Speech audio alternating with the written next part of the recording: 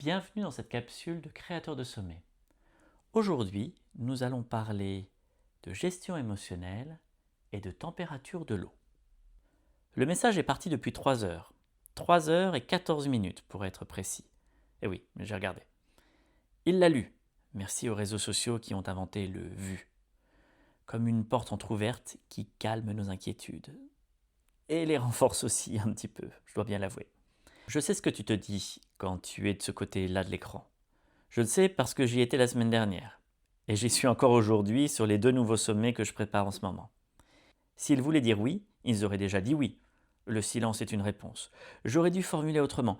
Et puis la réponse arrive. Enfin. Merci pour votre message. C'est intéressant. Pouvez-vous m'en dire davantage? Intéressant? Pas génial? Pas avec plaisir? Pas je suis partant? Intéressant. Un mot tiède. Un mot qui ne ferme rien, mais qui n'ouvre pas grand-chose non plus. Un mot qui te laisse exactement là où tu étais. Sauf qu'en plus, tu dois répondre quelque chose d'intelligent. Un mot qui ressemble à l'eau du bain, quand elle n'est ni chaude, ni froide. Je ne peux pas m'en plaindre, elle est comme ça. Contacter des intervenants est une étape logistique. Tu fais une liste, tu envoies des messages, tu obtiens des réponses, tu coches des cases, simple. Mais entre le message envoyé et le oui définitif, il y a un monde. Un territoire fait de réponses tièdes, de silences ambigus, de je reviens vers toi la semaine prochaine, qui ne reviennent pas, de conversations qui avancent d'un demi-pas à la fois. C'est un territoire émotionnel, pas logistique du tout. Et il est inconfortable, très inconfortable. Chez des organisateurs que Laetitia et moi accompagnons, c'est souvent là que ça coince. Pas au moment d'envoyer le premier message.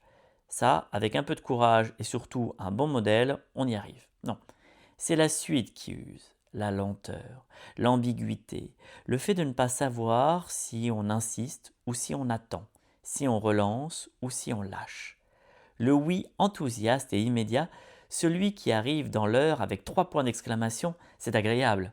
Le oui tiède, c'est l'épreuve ultime. C'est le oui qui met du temps à mûrir. C'est l'intervenant qui a besoin de comprendre, de vérifier, de sentir s'il peut te faire confiance. Et c'est normal, parce que tu lui demandes quelque chose d'impliquant. Tu lui demandes son temps, son expertise, sa visibilité. Tu lui demandes de s'associer à un projet qui n'existe pas encore, porté par quelqu'un qu'il ne connaît sans doute pas. Le tiède n'est pas un nom déguisé. Le tiède, c'est la confiance qui cherche un appui. L'erreur, c'est d'interpréter la lenteur comme un rejet, de se raconter une histoire dans le silence. D'imaginer que l'autre te juge, te mesure, te trouve insuffisant, alors qu'il est probablement en train de courir entre 2 rendez-vous sans avoir eu le temps de te répondre. L'autre erreur, c'est de vouloir accélérer. Envoyer un deuxième message trop vite, ajouter des arguments, prouver sa valeur, transformer un échange naissant en plaidoirie désespérée.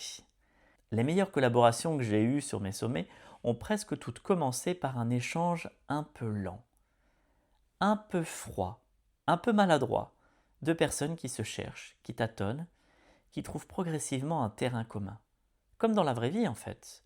On ne devient pas partenaire en un message, on le devient en 3, en 5, en 8 échanges où chacun montre un peu plus qui il est. Alors si tu es là avec un intéressant dans ta boîte mail et un nœud dans le ventre, respire. Le tiède n'est pas ta fin, c'est ton début.